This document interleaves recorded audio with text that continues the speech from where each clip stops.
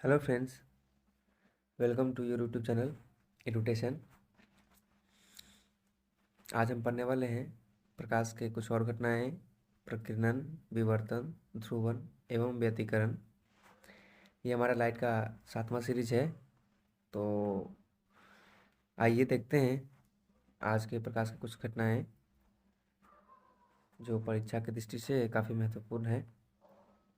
तो वीडियो को लास्ट तक देखते रहें।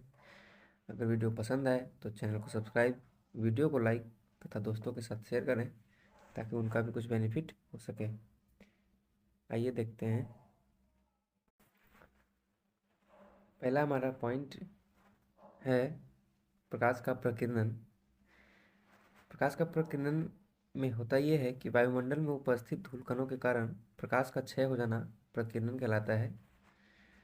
प्रकीर्णन मतलब कहने का अर्थ है कि अगर कोई श्वेत रंग की प्रकाश निकल रही है और उसमें हमें पता है कि 7 वर्ण होते हैं, तो इनमें जिस वर्ण का क्षय हो जाता है वो नहीं पहुंच पाती हमारी आंखों तक, तो वो कारण होता है प्रकीर्णन का।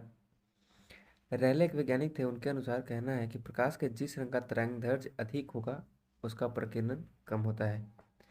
ये आप सूर्य के एग्जाम्पल से भी समझ सकते हैं कि सूर्य जब डूबता है तो पृथ्वी से काफ़ी दूर होता है और वहाँ से जब श्वेत प्रकाश निकलती है तो सारे रंग उधर ही बिखर जाते हैं, जबकि लाल रंग की जो प्रकाश है वो हमारी आंखों तक पहुँचती है और सूर्य डूबते समय हमें लाल दिखाई देता है।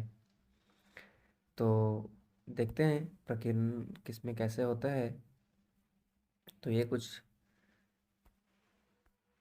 हैं जो बैंगनी हमारा रंग है उसका प्रकीर्णन सबसे ज़्यादा। तो आपको पिछले क्लास में भी बताया था कि जिसका प्रकीर्णन सबसे ज़्यादा होगा उसका तरंगदैर्घ्य सबसे कम होगा, और जिसका तरंगदैर्घ्य ज़्यादा होगा उसका प्रकीर्णन कम होगा। तरंगदैर्घ्य कहने का अर्थ है कि उस रंग की ताकत, वो कितने धूल कणों के साथ बिखरती है, ये उसका तरंगदैर्घ्य निर्धारण करता है। जिसका तरंगदैर्घ्य अधिक होगा वो वायुमंडल में उपस्थित धूल कणों में कम बिखरेगी, और इसीलिए हम लाल का यूज खतरे के निशान के लिए करते थे, क्योंकि लाल जो है वो काफ़ी दूर से दिख जाता है और इसका वायुमंडल में प्रकीर्णन बहुत कम होता है। जबकि नारंगी लाल के समान था, इसलिए इसका हम यूज़ नहीं करते थे। पीला और हरा रेलवे इंडिकेशन में यूज़ किया जाता है। तो इससे भी आप देख सकते हैं लेमडा बढ़ता है तथा प्रकीर्णन घटता है। यानी लेमडा कहने का अर्थ है कि तरंगदैर्घ्य अगर बढ़ता है तो प्रकीर्णन सबसे कम होगा। नीचे से ऊपर की ओर जाएंगे तो तरंगदैर्घ्य बढ़ेगा और प्रकीर्णन कमेगा। बैंगनी का सबसे ज़्यादा प्रकीर्णन होता है। ये कुछ एग्जांपल्स हैं प्रकाश के प्रकीर्णन के। जैसे कहने का अर्थ है कि खतरे में लाल रंग का उपयोग, जिसका हमने बताया कि उसका प्रकीर्णन लाल का कम होता है, इसीलिए हम दूर से ही लाल चीज़ को देख पाते हैं और हमें सांकेतिक रूप में लाल रंग का उपयोग करना पड़ता है, क्योंकि इसका प्रकीर्णन सबसे कम होता है वायुमंडल में। तो इसीलिए हम लाल रंग का प्रयोग करते हैं। खतरे के निशान में उगता हुआ सूरज और डूबता हुआ सूरज लाल दिखाई देता है। इसका भी हमने आपको रीज़न बताया कि क्यों लाल दिखता है। समुद्र का जल का भी प्रकीर्णन के कारण नीला दिखाई देता है। जो समुद्र का जल है वो भी नीला प्रकाश के प्रकीर्णन का कारण है। आसमान एवं पानी का रंग जो है वो नीला दिखाई देता है प्रकीर्णन के कारण ही। चंद्रमा पर अंतरिक्ष को देखने पर काला दिखाई देता है। ये क्वेश्चन काफी बार कंपटीशन में पूछ चुका है कि अंतरिक्ष जब हम चंद्रमा पर से देखते हैं तो वो कैसा दिखाई देता है, तो वो काला दिखाई देता है, क्योंकि अंतरिक्ष में जो है कोई भी धूलकण नहीं होते हैं और वहाँ पे प्रकाश का प्रकीर्णन यानी कि धूलकण के कारण प्रकाश के बिखराव नहीं हो पाते हैं, जिससे हमें अंतरिक्ष काला दिखाई पड़ता है, और ये भी एक प्रकीर्णन का ही कारण है। टिंडल प्रभाव प्रकाश के प्रकीर्णन से संबंधित है। जिसे कहने का अर्थ है कि जब किसी प्रकाश को कोलाइडी विलयन से गुजारते हैं तो वो प्रकाश कोलाइडी विलयन को पार नहीं कर पाती है, ये टिंडल प्रभाव होता है, और इसमें प्रकाश का कोलाइडी विलयन में ही क्षय हो जाता है। तो प्रकाश का क्षय ही प्रकीर्णन है, प्रकीर्णन कुछ नहीं है। प्रकीर्णन एक प्रकार का प्रकाश का क्षय है जो वायुमंडल में धूलकणों के उपस्थिति के कारण होता है। कुहासे में भी बहुत ज़्यादा प्रकाश का प्रकीर्णन देखने को मिलता है। ये कुछ पॉइंट्स हैं। सीवी रमन को प्रकाश के प्रकीर्णन प्रभाव के अध्ययन के लिए सन 1930 में नोबेल प्राइज़ मिला था।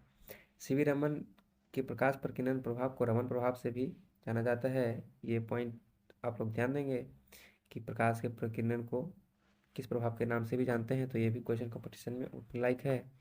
इसकी खोज 28 फरवरी 1928 को की गई थी। 28 फरवरी 1928 को खोज हुआ था और 1930 में नोबेल प्राइज मिल गया था। इसी उत्कृष्ट कार्य के लिए 1954 में से भारत रत्न से भी सम्मानित किया गया। तो सोचिए कि अगर वर्ल्ड इन्हें 1930 में मान लिया कि नोबलिस्ट हैं, जबकि हमारा देश भारत इन्हें मानने के लिए 24 साल ज़्यादा समय लग गया कि ये भारत रत्न के लायक है। बात करते हैं विवर्तन की। इस घटना की खोज फ्रॉनहोफर ने की थी। इनके अनुसार बहुत छोटे अवरोध से टकराकर प्रकाश का उसकी छाया में प्रवेश कर जाना विवर्तन कहलाता है। आप इस पिक्चर को समझ नहीं पा रहे होंगे तो आप एक एग्जांपल लीजिएगा। अगर कोई आकाश में चिड़िया उड़ रही है तो पृथ्वी पे उसका प्रतिबिंब नहीं बनता है, क्योंकि जब प्रकाश इस पे पड़ती है तो इसका छाया तो बनता है, पर क्या होता है कि फिर इसके छाया में प्रकाश का प्रवेश हो जाता है, जिसके कारण यहाँ हमें इसका प्रतिबिंब दिखाई नहीं देता है। जैसे कि आकाश में भी आप हवाई जहाज़ जो उड़ता है या रॉकेट उड़ते हैं तो उन सब का भी छाया पृथ्वी पे नहीं बनता है प्रकाश के विवर्तन घटना के कारण। तो प्रकाश का किसी अवरोध से छोटे अवरोध से टकराकर प्रकाश का उसकी छाया में प्रवेश कर जाना विवर्तन कहलाता है। यानी कि उसकी छाया में जो छाया बन रही है उसकी छाया में प्रवेश करके उसके छाया को खत्म कर देना ही विवर्तन की घटना कहलाती है। एक एग्जाम्पल है हमारा, बंद कमरे में बात कर रहे व्यक्ति की आवाज़ तो सुन सकते हैं लेकिन देख नहीं सकते, क्योंकि ध्वनि का विवर्तन होता है लेकिन प्रकाश का विवर्तन नहीं होता। प्रकाश के विवर्तन के लिए 10⁻⁷ मीटर का अवरोध होना चाहिए, जो सामान्य जीवन में संभव नहीं है। इसी कारण हम विवर्तन की घटना को नहीं देख पाते, परंतु दूरदर्शी में तारों का प्रतिबिंब तीक्ष्ण बिंदुओं की तरह न बनकर अस्पष्ट धब्बों की तरह बनता है, जिसके कारण विवर्तन है। कहने का अर्थ है कि प्रकाश में विवर्तन की घटना को हम देख नहीं पाते, जबकि ध्वनि में विवर्तन की घटना हमें देखने को मिलती है। अगर प्रकाश में विवर्तन की घटना देखनी है तो आपको 10⁻⁷ मीटर का अवरोध होना चाहिए, जबकि हमारे बाल का आकार लगभग -10⁻⁻6 मीटर होता है। यानी कि बाल से भी कोई पतला अगर अवरोध होगा तब हम विवर्तन की घटना देख पाएंगे। इसीलिए प्रकाश में विवर्तन की घटना हम देख नहीं पाते, जबकि ध्वनि में देख पाते हैं। विवर्तन कहने का अर्थ है कि अगर किसी बंद कमरे में हम प्रकाश को अगर रखें तो वो इस पार से उस पार नहीं जाएगा, जबकि ध्वनि की बात करें तो ध्वनि इस कमरे से उस कमरे में चली जाती है। एक पॉइंट है, प्रकाश का विवर्तन अवरोध के आकार पर निर्भर नहीं करता।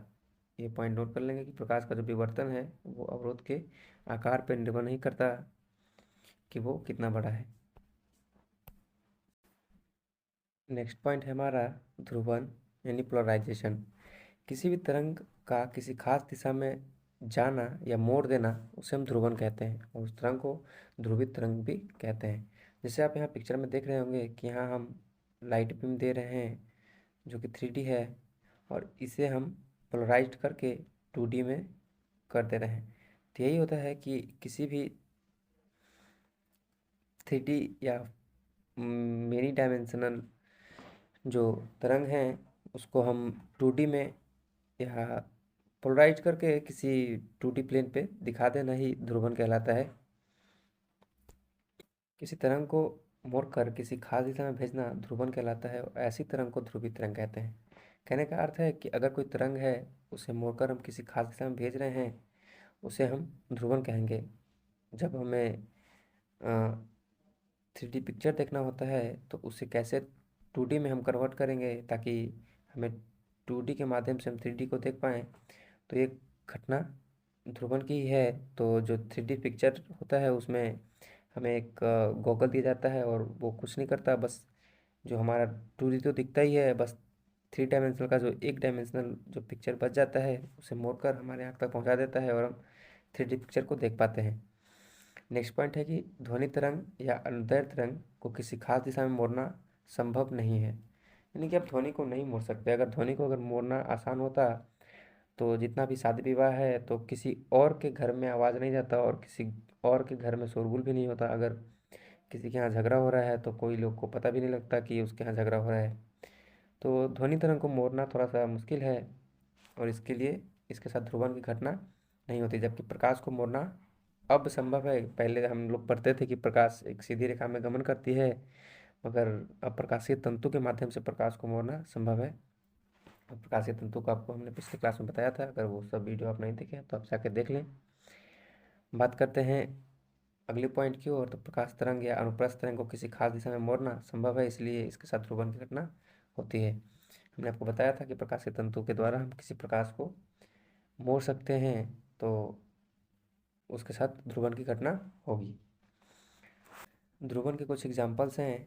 पहला है हमारा होलोग्राम या होलोग्राफी का चमकना। जैसे कि आप होलोग्राम देखते होंगे, बुक पे लगा हुआ रहता है, तो उसे हम जब ऐसे ऐसे करते हैं तो वो चमकता है, तो वो कुछ नहीं, बस यही ध्रुवण की घटना पे चमकता है। वाहनों के पोलराइड का उपयोग किया जाता है। जैसे कि वाहनों में जो पोलराइड आगे के जो शीशे होते हैं हेडलाइट में, कार चालकों के चौकाचौंध से बचाने के लिए, इसे भी ध्रुवण की घटना पर आधारित होती है।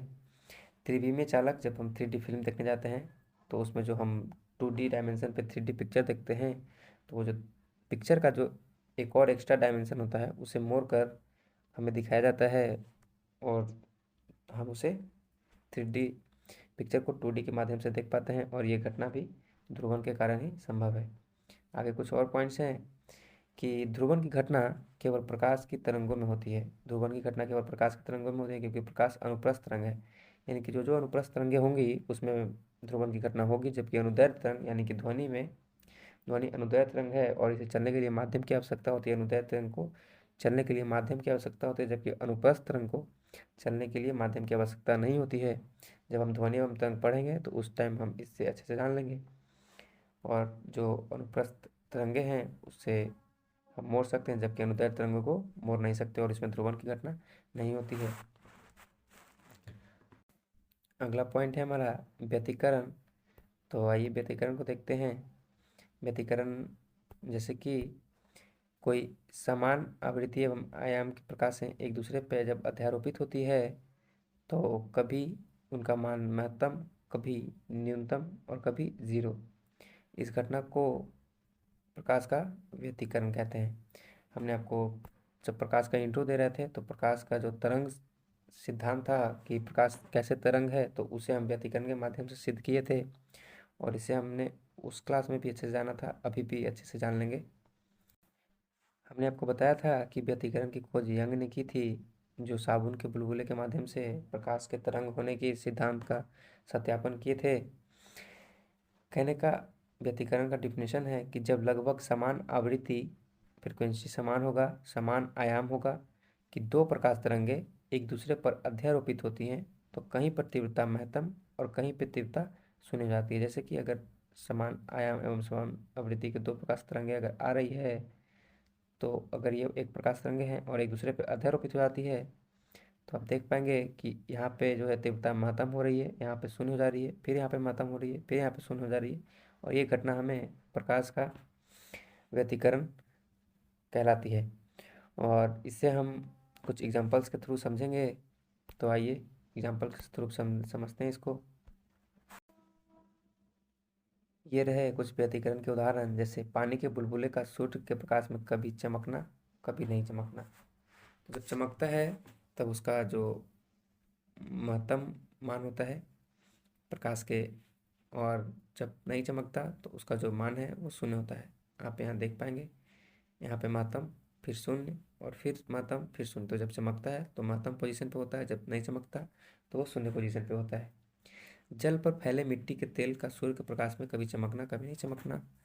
तो ये भी कुछ एग्जाम्पल्स हैं। नेक्स्ट पॉइंट है हमारा साबुन के बुलबुले का सूर्य के प्रकाश में रंगीन दिखाई देना, या कभी चमकना या कभी नहीं चमकना भी बोल सकते हैं। तो इसके माध्यम से हम प्रकाश के तरंग सिद्धांत को सिद्ध किए थे कि प्रकाश एक तरंग है, और इसे यंग ने सिद्ध किया था। और व्यतिकरण भी यंग ने ही सिद्ध किया था कि प्रकाश में व्यतिकरण की घटना होती है। जब गीली सड़क पर वाहनों से टपकती तेल की बूंदें रंगीन दिखाई पड़ती है। तो ये रहा हमारा आज का 4 घटनाएं, और ये रहा हमारा आज का क्लास। तो वीडियो अगर इन्फॉर्मेटिव हो तो चैनल को सब्सक्राइब, वीडियो को लाइक, और ये हमारा लाइट का पार्ट 7 है। अगले पार्ट में हमने कुछ मिसलेनियस रखा है, जो कि अगर कुछ छूट गया हो या कुछ पॉइंट्स हैं जो वन लाइनर हैं तो इसे हम अच्छे से देख पाएंगे। तो आज हमने पढ़ा प्रकीर्णन, विवर्तन, ध्रुवन एवं व्यतिकरण।